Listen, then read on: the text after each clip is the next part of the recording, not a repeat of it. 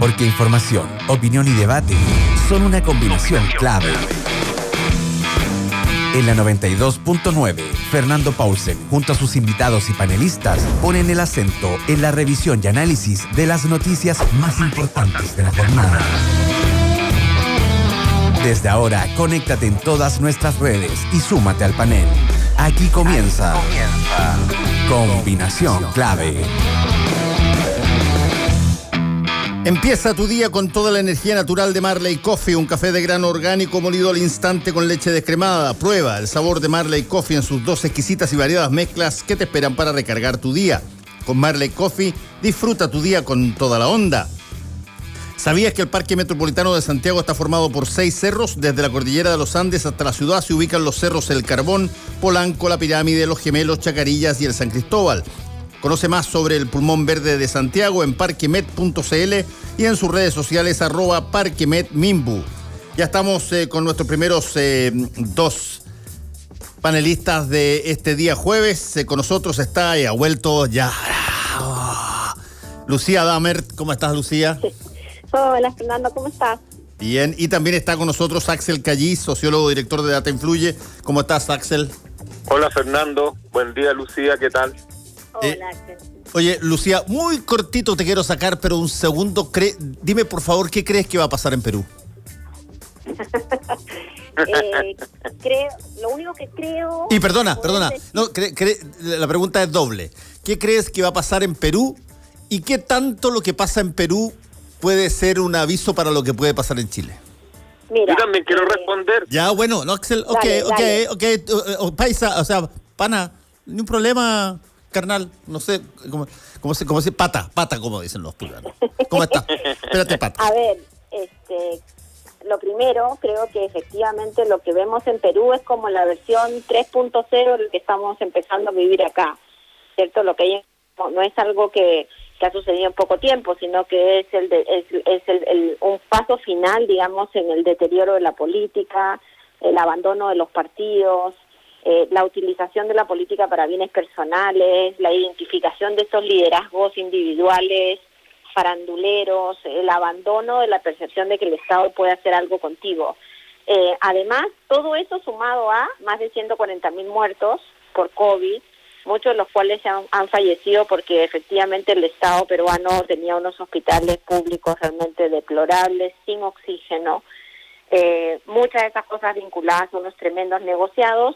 Y el último elemento que me parece importante es que una élite política y económica, pero sobre todo económica, completamente retardataria, ¿no? Una élite política y económica que está, digamos, en contra de todo lo que acá estamos discutiendo, de partida, digamos, la identidad de género, de partida la perspectiva de género, la igualdad para las mujeres, la ley del aborto, el matrimonio igualitario, todas esas son cosas que no han sido ni defendidas ni desarrolladas básicamente por la élite, y la élite económica está en una mirada de el Estado, digamos, del modelo neoliberal más profundo, digamos.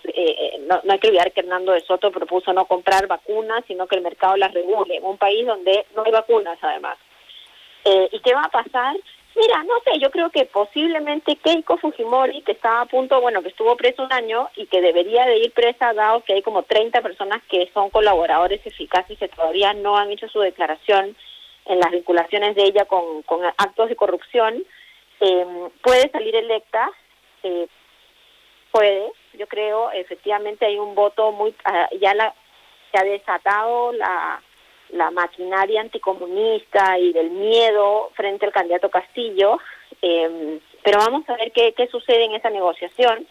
Lo que sí creo es que gane quien gane, no creo que sobreviva más de 1 año y medio, porque Keiko Fujimori tiene 23 o 25 congresistas de 130 y Castillo 32.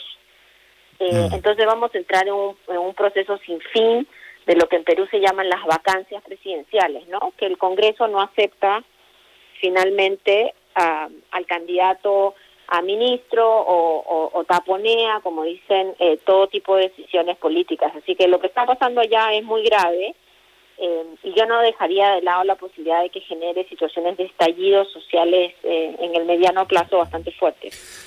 Axel, tú querías comentar sobre las elecciones en Perú, que No, más que las elecciones en Perú es como estar mirando a partir de, lo que dice Lucía, y yo he estado siguiendo desde hace mucho tiempo la elección en Perú, porque encuentro que que tanto en el plano sanitario, toda la discusión en torno a si suspender o no las elecciones, Perú, Ecuador y Bolivia van antes que nosotros, entonces por ese lado para mí es muy importante, porque de acuerdo a los epidemiólogos ya a partir de mañana deberían empezar a aumentar los casos de coronavirus sustantivamente en esos tres países, si es que hay una consecuencia directa del votar en términos de contagiosidad. Eso para mí me interesa mucho, voy a estar atento a partir ya de los 4 o 5 días después de la elección, que empiezan a aumentar los casos. Pero a mí me interesa también el tema de la fragmentación y la cantidad de candidatos que hubo en Perú, y que en Chile también llegamos a 10 o 11 o a 9 o 10 el 2013, pero ahora yo tengo anotado al día de hoy, porque esto es de acuerdo a la hora del día que uno haga la cuenta, yo llevo 21 candidatos, evidentemente que no todos uno puede transparentarlos, pero tengo 21 personas que están en la lógica presidencial en Chile, algunos ya desde afuera y otros ya todavía no emergen, y es interesante buscar similitudes entre lo que pasa en Perú en términos de, no sé si la fragmentación sí como un elemento común, pero no con los mismos contenidos. Yo diría que la principal diferencia es que ser presidencial en Chile se ha transformado en un vehículo para todo tipo de otros beneficios, como ser diputado, como ser senador, como visibilizar el partido. Es decir, es una escalera que te permite múltiples objetivos. Yo diría que de los 21 candidatos que yo tengo anotado el día de hoy, yo diría que no más de 4 o 5 están solamente, o 6 están en la lógica presidencial de llegar a segunda vuelta. Y en ese sentido es interesante ver qué va a pasar en Chile y cómo se va a resolver esto desde el día que conozcamos los resultados de las 4 elecciones del 15 y 16, porque a mí mi teoría, y con esto termino, es que esos resultados van a forzar un entendimiento que hasta el día de hoy no está maduro en la oposición. A ver, eso es interesante porque efectivamente se está produciendo una dispersión muy grande hace ya bastante tiempo, y hay ciertas cosas que a veces catalizan ese tipo de dispersiones, Lucía y Axel. Por ejemplo, votaciones trascendentales. Vamos a tener dentro de las próximas horas votaciones bastante claves respecto de varias materias. Lo vamos a tener respecto, para empezar, en cosas que ya hemos hablado antes, de lo que se conoce como la muerte asistida o la muerte digna. Vamos a tener, por cierto, y se está pidiendo incluso que se vote hoy día, la votación del tercer retiro, que cada vez que ha habido aquello se ha canalizado o catalizado de alguna manera la emoción, si tú quieres, el estado emocional de la población, de acuerdo a si es que se produce o no se produce ese retiro de fondos propios por parte de la AFP. El primer retiro fue directamente de la gente, el segundo retiro fue un proyecto que hizo el propio gobierno, el tercer retiro con un nuevo ministro del Trabajo que ha dicho que esto es inconstitucional y va sí o sí al Tribunal Constitucional.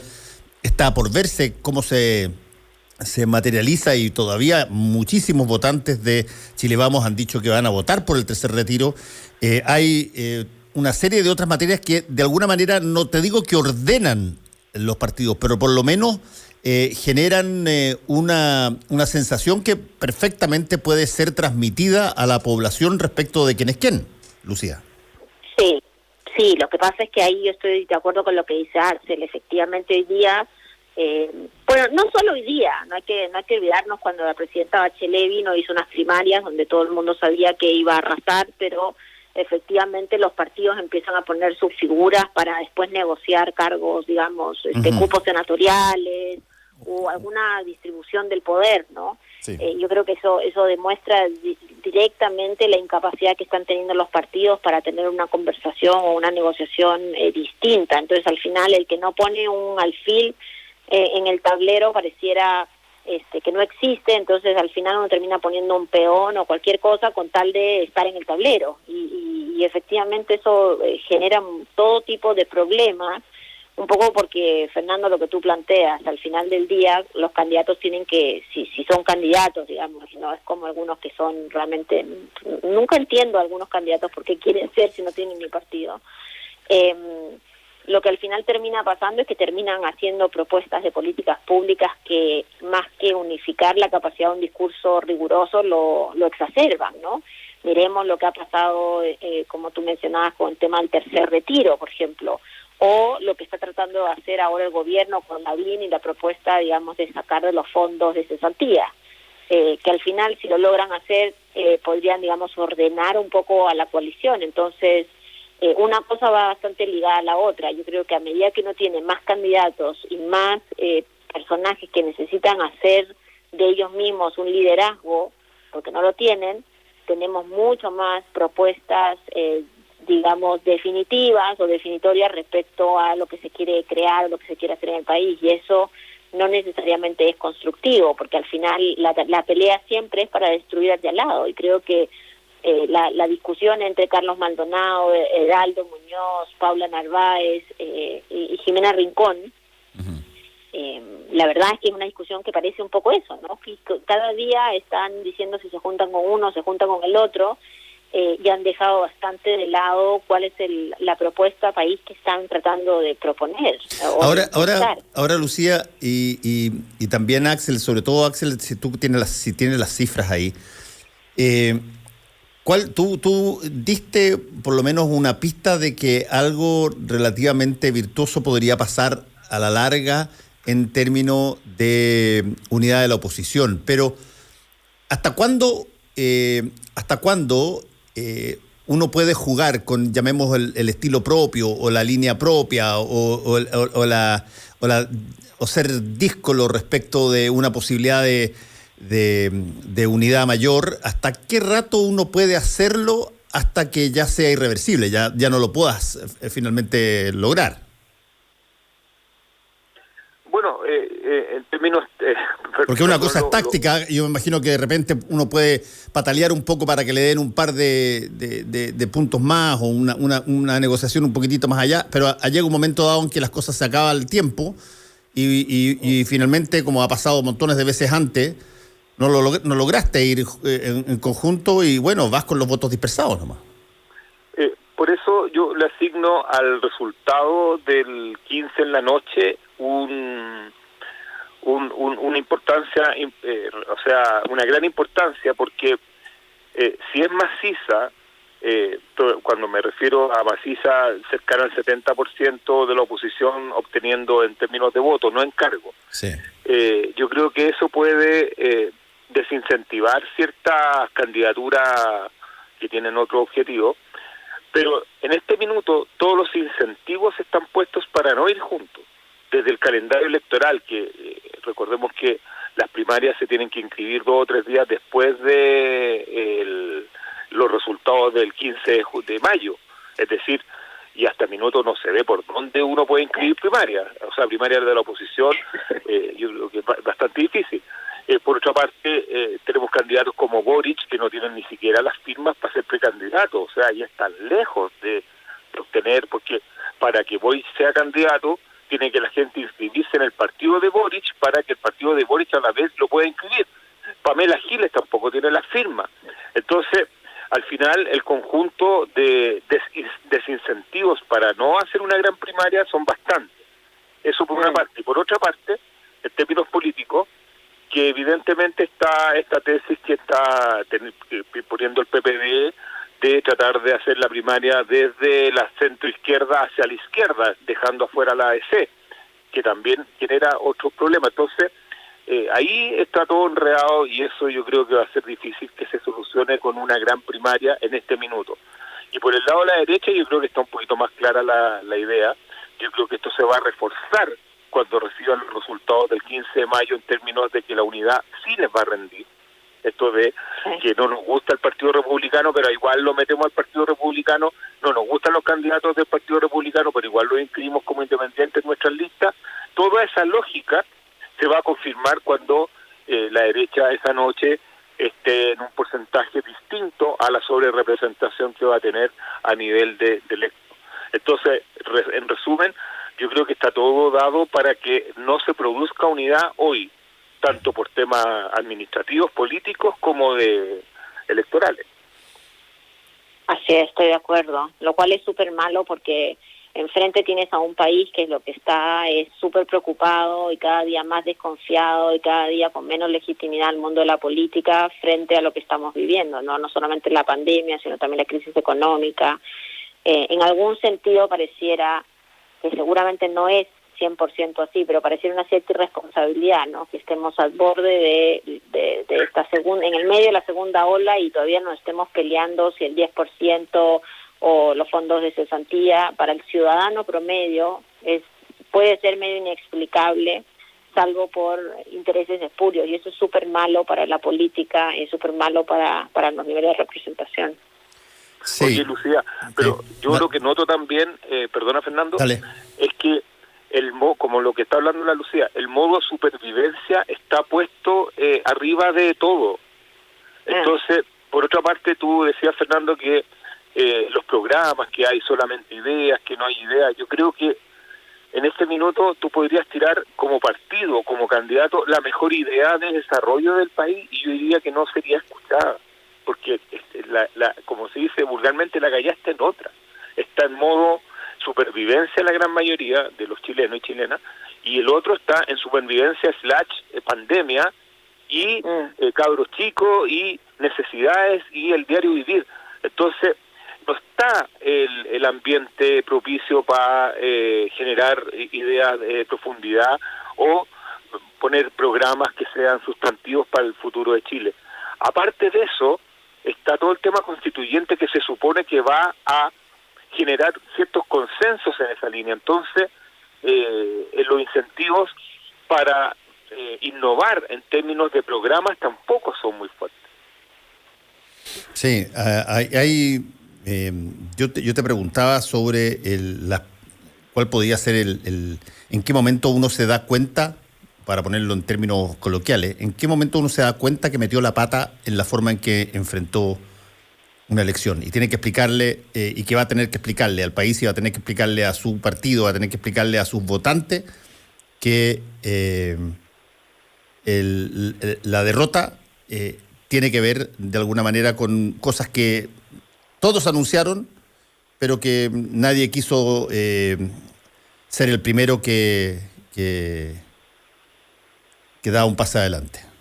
Y desde ese punto de vista, efectivamente, vemos un montón de candidaturas presidenciales que parece que tienen muy poco valor, pero el punto es que se acerca el momento en que la ciudadanía va a escoger, y si es que esto termina siendo la crónica de la muerte anunciada que muchos analistas de oposición están señalando que va a ser, bueno, alguien y varias personas van a tener que dar explicaciones a posteriori de algo que se vio venir, digamos. Pero sí, yo estoy de acuerdo contigo, pero la pregunta es, si Paula Narváez o Heraldo Muñoz terminan de senadores electos, ¿cierto? Probablemente muchos leerán, porque ese es el problema que tenemos hoy día, que digamos estamos en situación rapiña también en muchos espacios, ¿no? Muchos leerán como que fue exitosa la colocación de estos liderazgos en el Senado para dar una lucha contra, digamos, siendo oposición. O si Carlos Maldonado, digamos, logra tener un cupo. Yo creo que el problema es ese, ¿cierto? El problema es que hay como dos ejes cruzados, que uno es el eje de carrera presidencial y por otro lado el eje más individual. Si todos los candidatos a presidente firmaran hoy día un acuerdo diciendo que no van a aceptar ningún otro espacio de poder posterior, te aseguro que no tendríamos 21. Sí. Bueno, eso por un lado. Por el otro lado están las cosas concretas, las prácticas, las que podamos, las medidas que están pendientes. Una de ellas es este tercer retiro que se está pidiendo que se vote hoy. ¿Cuáles son las posibilidades que ustedes le ven, Axel? Yo no soy un especialista en temas de pensiones, pero sí tomo midiendo siempre la opinión pública y en ese sentido lo que no me está cuadrando es que el gobierno se esmeraba a partir de una serie de minutas las últimas 2 semanas en decir que el segundo retiro fue prácticamente la mitad para el ahorro de instrumentos financieros de la gente que lo sacó, que fue a las cuentas corrientes, a demonizar un poco la utilización y que en realidad no sirvió de nada el segundo retiro porque fue muy poquita la gente que se lo gastó en cosas como de alimento o pago deuda. No obstante, la opinión pública nos dice que todos los estudios, el nuestro y el de otros, están en torno entre 77 y 80%, 82% de apoyo a este tercer retiro. Y diría que el problema que el gobierno no ve, que no es solamente las personas que puedan sacar el dinero, sino que también las personas que se benefician cuando se gasta el dinero. Y en ese sentido, yo diría que la opinión pública, la opinión popular, es súper clara. Cuando hay plata dando vuelta, se nota. Y es por eso que llamémosle en diciembre pasado hubo un veranito San Juan cuando se juntó la Navidad con el segundo retiro, en términos de aumento de la escasa popularidad que tenía el gobierno, aumentó un par de puntos porque se notaba que había un poquito más de plata. Oye, Fernando, no sé si alcanzo a tocar un tema súper chiquitito. Dale. Es para los auditoras y auditoras que yo lo invito. La Lucía también conoce este tema mucho. La industria de la opinión pública a través de la AIM, que es la Asociación de Investigadores de Mercado y Opinión Pública, sacó esta semana el primer estudio colaborativo que hace la industria de la opinión pública sobre el proceso constituyente. A la Lucía le tocó comentar esto en el lanzamiento que se hizo y yo creo que es bueno valorar el esfuerzo que se hace en términos de entender que el mundo de la economía que viene es mucho más colaborativa que competitiva de hacerse pedazos. Yo diría que es primera vez que se hace una iniciativa de este estilo, empresas las cuales competimos nosotros por los mismos clientes y que mantenemos muchas veces en reserva nuestras bases de datos, tuvimos que abrirnos en términos técnicos para lograr los objetivos metodológicos y yo diría que yo invito a las personas a conocer ese estudio que está en la página web de la AIM, que es la Asociación de Investigadores de Mercado, y ahí lo puedes descargar, que es súper interesante y no sé si tú tienes algo que comentar. Oye, déjame hacerte una pregunta antes de pasarle a Lucía. ¿Qué empresa encuestadora de renombre no se metió en ese... ¿Están o no están? No, perdona, no te escuché. ¿Qué empresa de renombre, qué empresa que saca constantemente encuestas, por ejemplo, no sé si hubo alguna que no entró a esa unión de empresas de encuestas? O sea, no me gusta hablar, pero la que hace el sondeo semanal no está dentro de la IM, por ejemplo. Me imaginé, no tenía idea, pero la pregunta te la tiré para ver si es que Cadema entraba o no entraba, porque no está. me imaginé que no debe estar. Lucía. Sí, es un estudio muy interesante, que muestra, digamos, las expectativas de la ciudadanía respecto a la constituyente. También, digamos, muestra la esperanza de algunos cambios, pero las dificultades que tiene la ciudadanía de mirar las posibilidades de un mejor diálogo político, ¿no? Lo que hemos estado conversando nosotros acá previamente, creo que lo que dice Axel, ojalá sea un espacio colaborativo, porque también uno cuando lee, por ejemplo, las declaraciones de algunos representantes de los gremios empresariales respecto al impuesto a los súper ricos, la verdad es que uno se pregunta en qué planeta colaborativo vivirán ellos, pero uno pareciera que uno poco colaborativo de todas maneras. Pero en el caso de las encuestadoras no solamente es bueno que colaboren, sino que también pongan mucho interés en la rigurosidad de la información y la apertura de la información. Hoy en día tenemos demasiada información, mucha de ella de baja calidad, de baja rigurosidad, y es bueno avanzar, digamos, con este tipo de estudios. A mí me pareció una muy buena iniciativa. Vamos a ver, ¿no? Porque en el fondo también Chile en los últimos 20 años ha sido un país que le encanta tener rankings y le encanta tener datos, y ahora lo importante es que nos demos cuenta que esos rankings y esos datos estén hechos con metodologías de información certera. ¿Y eso va a tener una segunda pata, Axel? ¿Es esto que se hizo nomás o esto va a ser una situación relativamente regular?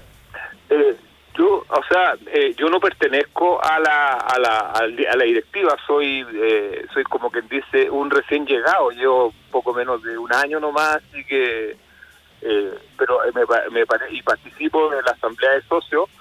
Yo creo que la segunda pata, yo creo que va una vez electa la constituyente, o sea, la convención constitucional está conversado ya para una segunda pata, y que ojalá que sea con los niveles metodológicos que tuvimos, porque realmente es una muestra muy grande, una muestra muy robusta desde el punto de vista de la representación, y ya sabemos lo que tenemos que hacer y lo que no tenemos que hacer, así que es bueno eso.